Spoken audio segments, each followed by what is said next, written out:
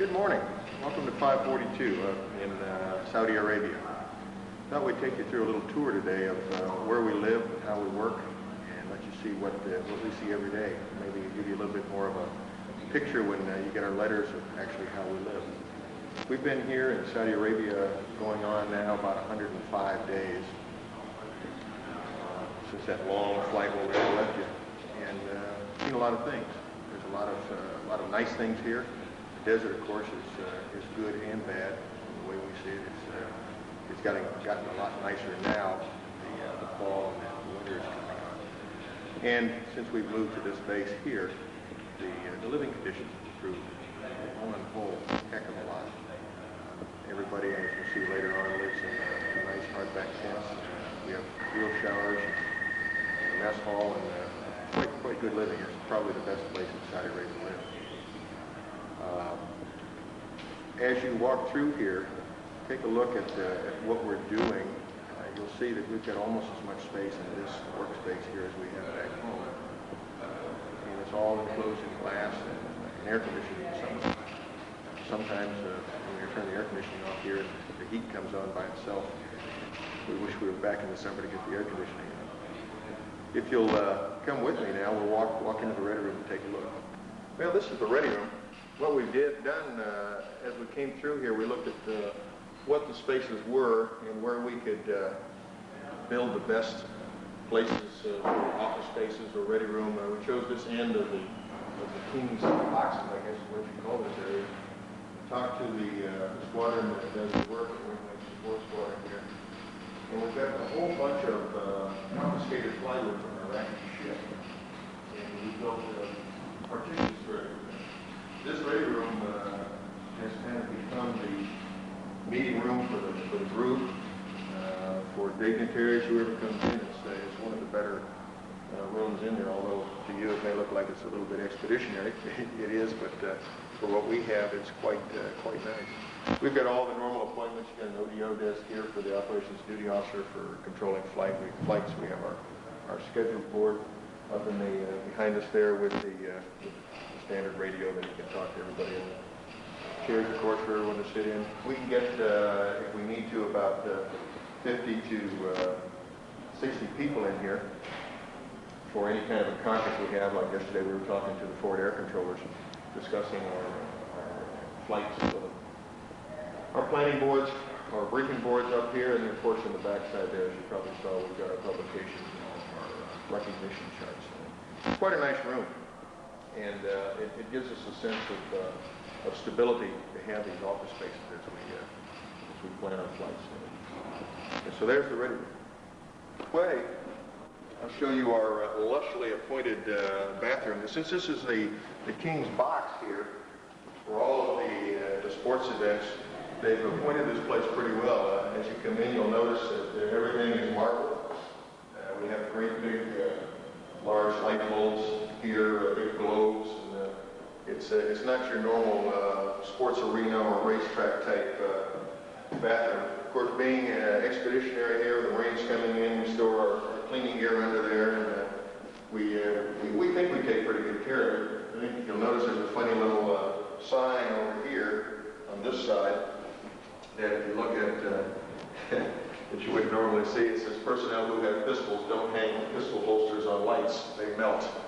Evidently, some people have taken too much advantage of the expeditionary side here and tried to use everything possible to put their guns or their weapons or anything on. So little things like that, we continually try to civilize ourselves as we go through. Come on out of here, and we'll walk. I'll show you that all of us don't live in spaces quite so luxurious. The commanding officer's office is kind of a little niche back here. I like to call it my den, tiger's den, ha.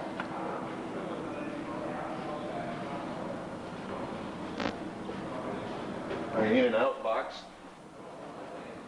And as you step in, you'll see what we've done is this is behind the elevators. It's probably the quietest place here.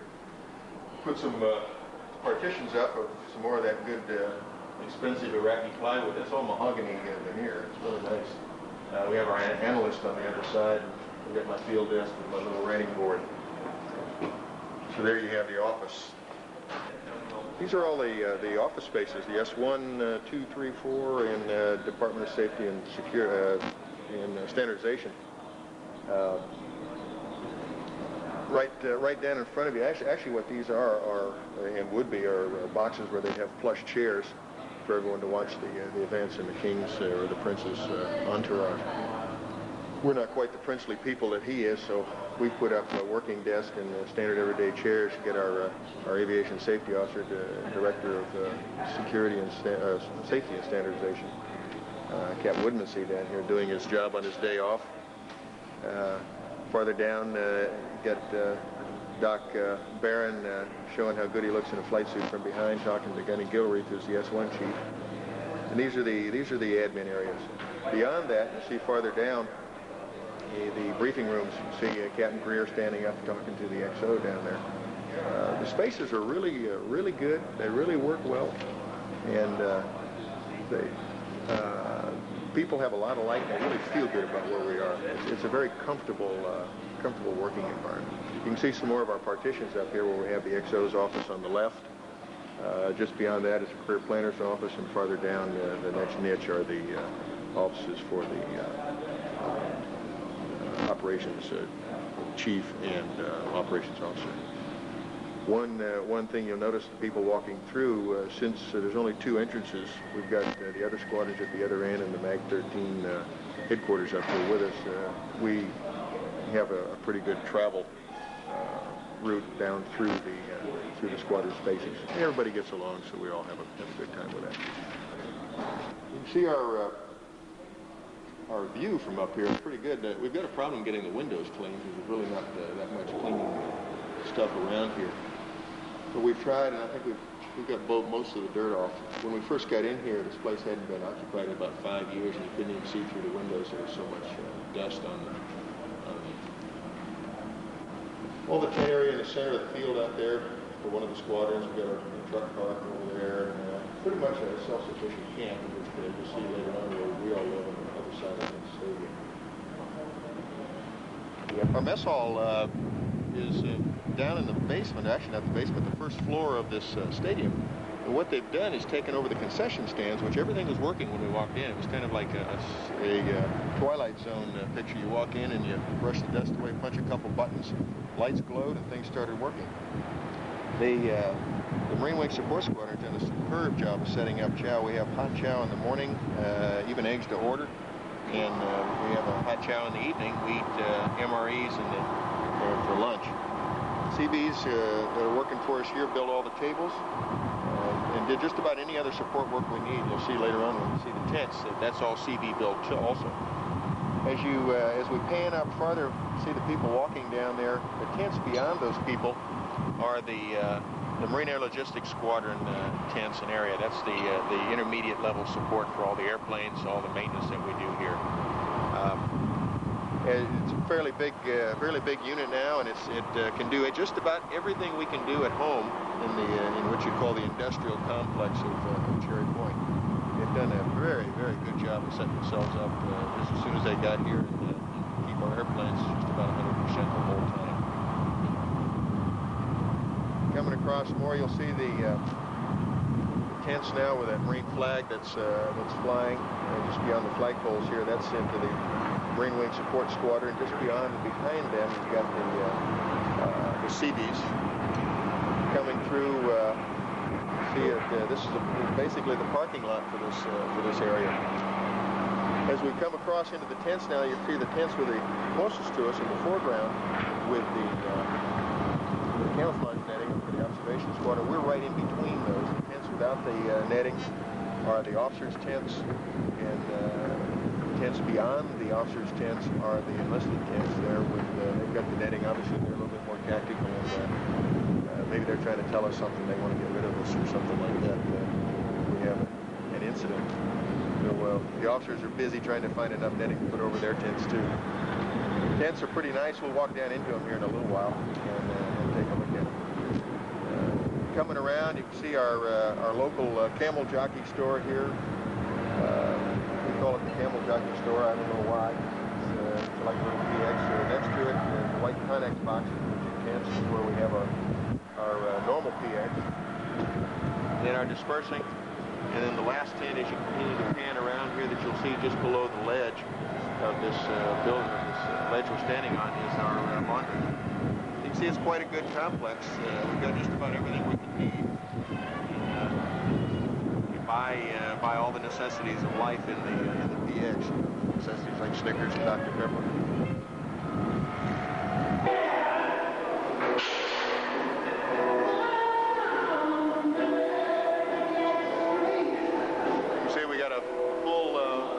Weight room, including the loud box that everybody seems to enjoy. I guess that covers the pain when they're lifting weights.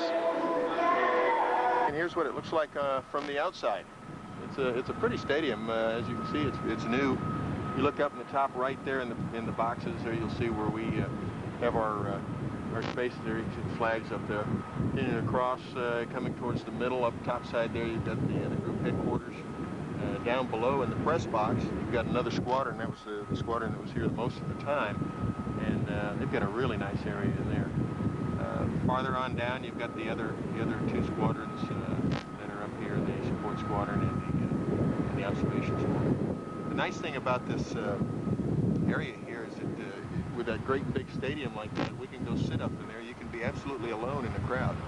So everybody has a chance to have his privacy, which is something that everybody needs after living in tents so tightly packed together. This is really a healthy environment and a nice place to live. So you can hear the radio. This is our Armed Forces Radio and Television Service. Actually, it's the Navy Broadcasting station. We've got 2 or 3 disc jockeys. They run programs all day long.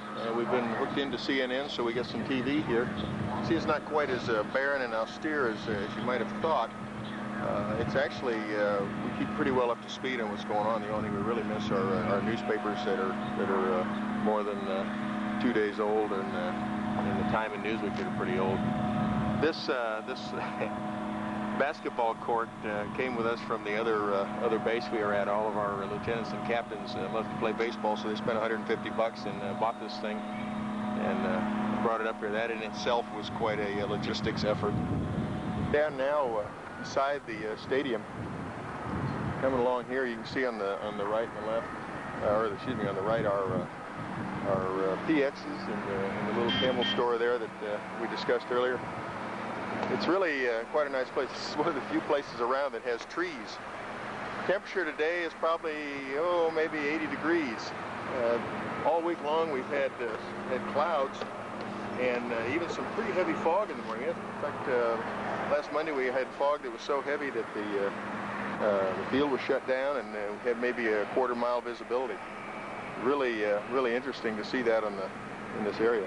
When we fly around here, this desert is just tremendous. They call it the Great Nafut, which I guess means empty. So we see it on the maps as the Great Empty is what they call all the area. There's absolutely no features out there. It's flat. There's some sand dunes that you can see from the air, and they're tremendous. They're large sand dunes. You go flying along and you see camels just out in the middle of nowhere. Camels are nomads. People walking along and just absolutely free of, I guess free as the wind. They've got their Toyota truck, a whole bunch of camels. It looks just like in the movies. Coming down the little frontal area here now, we're getting in behind our tents and our back of our tent area. You can see we've got all the, I guess those are eucalyptus trees or something. It really does make it pleasant.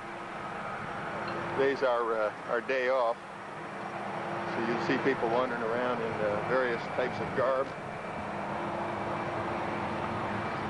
It's nice to get out of flight suits and desert utilities every once in a while. Although we still, a lot of us carry our gas masks and our weapons with us because we have no place to put them. We're coming into our tent area now. The small CP tents here are the CO and XO tents. See, we're down in the officers' tents area here, the place you recognize that had no netting on it. There's Warrant Officer Mike Smith there doing the daily house chores. I guess he's the mother for the day. Tents have gotten quite well appointed. Everybody is pretty inventive here. You'll see some places here as we go in that will make you feel like maybe we're having too much fun. We wander on down the street here. We'll kind of pop in the tents and see what they look like. You see everybody's just waking up here. It's about 10 o'clock. We run a pretty late schedule a lot of times. People are just now getting up, kind of stirring, cleaning all the tents out, doing their morning chores. You can see Major Straw in there trying to hide. But you can see the tents are pretty well done. Everybody's made their own little chest of drawers out of C ration boxes or MRE boxes. Made their own tables here to eat off of, or just to write on, pretty much so.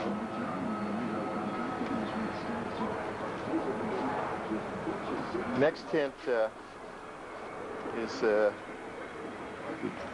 youngest group of captains' tents. We'll walk into this one. I think you'll be quite surprised. These guys are really inventive. We can't have any alcohol over here, but we can have near beer. So what they've done is taken the near beer that they can, and they've said, let's make a bar. So here you have the club. Hey, Turbo! Guys, even morning, these guys are in here in the drinking beer. Drinking beer. San Miguel? Drinking beer. We have all It's real beer, too. What do you have, Skipper?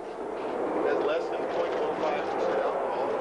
There is some alcohol. Think about the first dollar. The first dollar of the club band. This is a new club. It opened about 2 days ago. We had the grand opening last night. We make lots of cash money. Good bar rules. You can see you can't keep good Marines down. These guys are always inventing something else to do. Now we just need to run out of still beer. Hey, y'all get back now, you hear?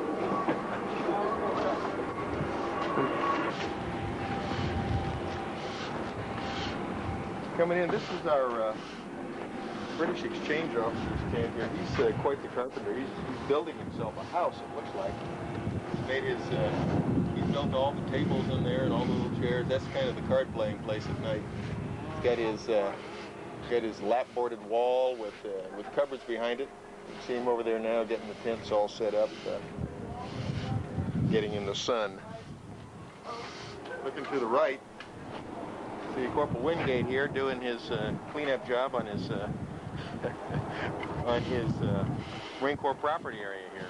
We're fortunate in having brought our own Marine Corps property, so we have all of our own sleeping bags and web gear and anything else we need. Corporal Wingate runs a pretty tight shop. You can't get a thing out of him unless you sign for it. So I'm sure we'll bring everything home that we brought. Nobody will bring any souvenirs with them. First Sergeant's tent over here. You can see Sergeant Benzel walking out of there. This typical First Sergeant and Senior Master Sergeant, Gunnery Sergeant tent here. These guys have appointed it just about as well as they can possibly do. There's a big TV in there. Big pop in here. You look in here, you see them. We caught them doing their stuff. What TV is this? and all the people there looking. Whoa! We're having a party. So what do you think about getting started having a toga party? Yeah, well, shoot, if you can find some togas, go for it. That and having a copy, sir, of the Rocky Horror Picture Show sent in. Yeah, so we can all lip sync it. As you can see, the spirits are pretty high around here. All the press hype notwithstanding, we don't really have a problem. Haven't had a problem since we've been here. Let's see what, here's our MWR tent. I don't know if it's bright enough in here or not. What we've done, we put cots in here for seats. We put a TV with a VCR in there. We have our mail boxes in here. Any of the all-servicemen mail comes in here, and everybody can come in and pick it up. We have books to read. Kind of made our own little self-support MWR tent in MWR area. It's pretty well equipped. Gunnery Sergeant Walters brought all of his own tapes, and we've got quite an extensive tape library. The camouflage netting over the road really cuts down the heat. I notice in the summertime it'll drop about 5 to 10 degrees off. It also gives a little bit of shade. Kind of gives a sense of trees overhanging the area. It's quite pleasant in this, what we call Tiger Alley. I think the guys out there doing all their morning ablutions and taking a look around. We'll walk down here and see what we can see. See if there's anything. It's interesting out of the ordinary. Here's a set of furniture that were made out of some broken tent poles. What they did was, in the various moves, things break and come apart, so we made chase lounges. Yeah, this one broke and they're fixing it.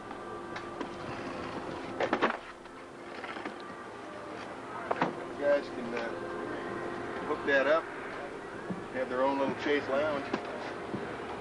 Get out in the sun,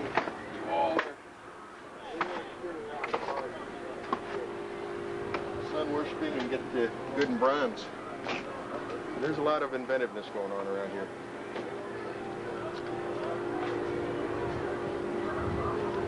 As we walk down, we'll just take a look in the tents every once in a while and see what's cooking. Since we have wooden floors, wooden frames, and canvas tents, the hazard for fire is quite high. So we have these 55-gallon drums spread throughout the tent with buckets. We have a fire watch all night long. Since it doesn't get cold enough here to really require any heat, we don't have any heaters in here. It gets down probably to, so far I don't think it's gone below about 50 at night. Rumor is that it'll go down to around 30 sometime in December, but even then, sleeping bags we have are good enough, and the poncho liner here keeps us pretty warm. And it's invigorating. We get pretty good feeling here when we wake up in the morning. Just take a peek in here and see what's going on. People are getting their signs all made up. There's some more homemade desks and playing cribbage in here. Guys there trying to hide. Say, "Oh no, not me. I just woke up. I haven't got my makeup on." We use mosquito netting here on the beds just to keep some of the flies off. There are flies around here, but not hordes of them, but enough to bother you. It really makes it comfortable. Put the netting over you at night there, and you almost feel like you're in your own little cocoon. It's really good here. Everyone is pulled together. Everybody looks for a way to make life a little easier. Everybody looks out for the other guy. Got a bunch of the gents here making furniture for people. And about the only thing they charge is a Coke or something there. It's quite nice. Also, we've got all of our greenery here too, and they're pretty busy keeping all that up, getting it all squared away. All in all, I think you see that Tent City here is quite nice. Just don't really get all the fine powder, talcum powder like dust that we had in the other place. Everybody keeps a lot cleaner, and just not a lot of sneezing and coughing from all that going on either. That's pretty much life in the desert down on this side. Next few scenes that you see will be over in the maintenance side, which is about 100 yards from here, and we'll go through the shops over there. Right, as you see here, we've got a formation. What I really wanted to do was show how large this squadron really is. I've asked the MALS people to come down and stand in the formation with us, since they really are part of this squadron. They support us in every way. They give us the good intermediate maintenance level and supply and ground support equipment that we need to keep these airplanes flying. Without them, we wouldn't be the squadron that we are. As you can see, there's just about 300 people here. The officers, staff NCOs, all the troops. Got a very, very